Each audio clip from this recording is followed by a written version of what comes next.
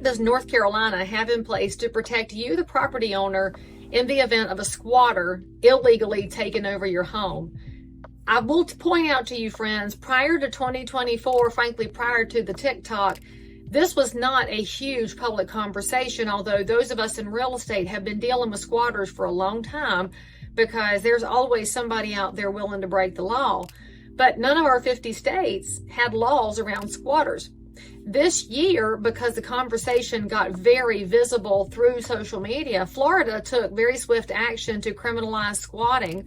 Georgia did the very same thing quickly thereafter. And North Carolina has been working on getting the legislative pieces in place. However, our legislature is having some heartburn with some members of the legislative body because there is a discussion about whether or not squatting is criminal or civil. So let Lee Brown explain it to you here.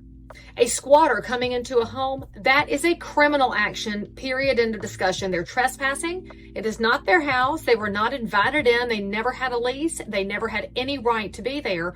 So the fact that we have anybody in North Carolina saying that squatters should be treated in civil court and they should be given time to evict is absolutely the craziest argument I've ever heard. There is no reason to let a squatter stay in a house, period, end of discussion. I'm really surprised that our North Carolina supermajority did not just handle this, but they're caving to some very weird arguments. I'm hoping that they grow a spine and handle this on behalf of property owners in all 100 counties. But that being said, let's just say you're a homeowner and you went out of town for a month because you were on business and you were traveling. You came back and there was a squatter in your house. They had printed a fake lease off the internet and presented it to the water department to get the utilities cut on. And now they don't want to leave and your sheriff doesn't want to go haul them off to the jailhouse. What actual protections do you have? Well, friends, I'm going to tell you, you might have a little bit of protection if you're paying attention to this very ignored line item at your closing called title insurance. Now, title insurance is a couple $100. You probably didn't even notice it because your lender required it. If you're a cash buyer, your attorney probably said you'd like to have some owner's coverage. So the first thing you would notice about your title insurance, there's two amounts. There's the lender coverage, which if you're getting a loan, they want to cover their investment in your house. And there's owner's coverage, which would be the total price of the house. We over here in Lee Brown's world, we recommend owner's coverage to cover the total cost of the house. But you might wonder why you didn't shop around for it. Well, first of all, in North Carolina, we are not the place where title companies can make oodles and scads of money because we have negotiated rates in the state. So it's not something that is competitive.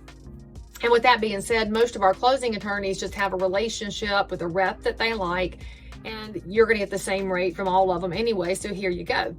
The thing you need to be asking if you're buying a house in North Carolina is whether you want a standard policy or an enhanced coverage policy. Now, the difference between these two policies is a couple $100, but here's the reason I want you to ask that question. And if you're watching this, then have your realtor ask this of the closing attorney because it's very important that you know. Under standard coverage, you're going to have coverage against claims on your property, and claims on your property are so rare that most people don't talk about title insurance. It's not even a big trend on the TikTok, which I think tells us everything we need to know.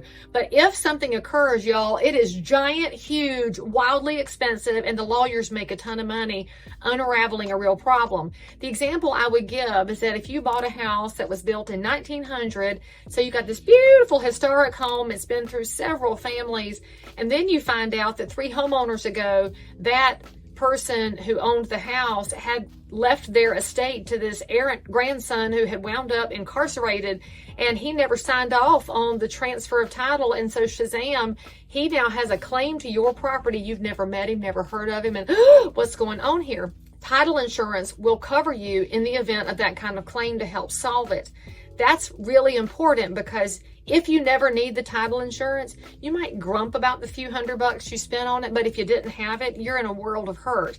Now that's going to be covered on either policy. And I'm going to add an asterisk here too. There is a really important reason that we, your realtors, ask you to get a survey on a property, because that survey is done by a surveyor. He's going to mark the corners of your property, hopefully sink a piece of rebar so you can find it later after the young people in the neighborhood take those flags off the corner to go play capture the flag, and you can still get get your metal detector from Uncle Bob and find the corners. But if you're buying a property, specifically if it has a fence on it, you really need to know if that fence is inside your legal property lines or if it is possibly encroaching because some well-meaning neighbor in the past did a do-it-yourself fence and had a handshake with the neighbor over it's okay that it scooted over the line a little bit.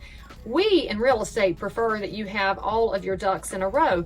Well, in the past, our mortgage lenders would require you, the buyer, to have a survey on the property to ensure there were no encroachments. However, most banks no longer require that survey. So your realtor may say, hey, consider this. And you're thinking, man, I could save $800 here. I'm just going to save $800. The fence is here. I'm never putting in a pool. I'm good. Well, if a problem occurs in the future, if you have a new survey, you have coverage with your standard title policy. If you did not get a survey, they will say, well, we're going to call that an exception and you won't have coverage. But if you spent that little bit of money and have the enhanced coverage, you are likely going to be covered if you run into an encroachment issue later. So that's a good reason right there to look at the enhanced policy. But back to my original discussion over squatters in North Carolina, did you know if you have an enhanced title insurance policy, you will have protections if squatters try to take over your house? The legal phrase for that is adverse possession. I'm just going to call them criminal trespassers because that's what they are. Now, there are a lot of other reasons that you might want to check on your title insurance policy. And this is another reason, by the way, to ask your realtor lots of questions. And if your realtor's not talking to you about this, go ahead and ask them because they may have forgotten it, or maybe they told you and you didn't hear them, or you were selective hearing. But if your realtor knows nothing about this, it's time for that person to become a better professional, or for you to say, hey, have I found the best possible agent in the marketplace? So for more information about buying a house in Cabarrus County, or actually anywhere in North Carolina, if I don't serve it, I have a friend who does. We are here to educate you and make sure that this house is a great investment and you've got as many protections as we can find in a crazy changing world going forward. That's what we do here. I'll be glad to answer questions by DM, call, or email anytime. We'd love to help.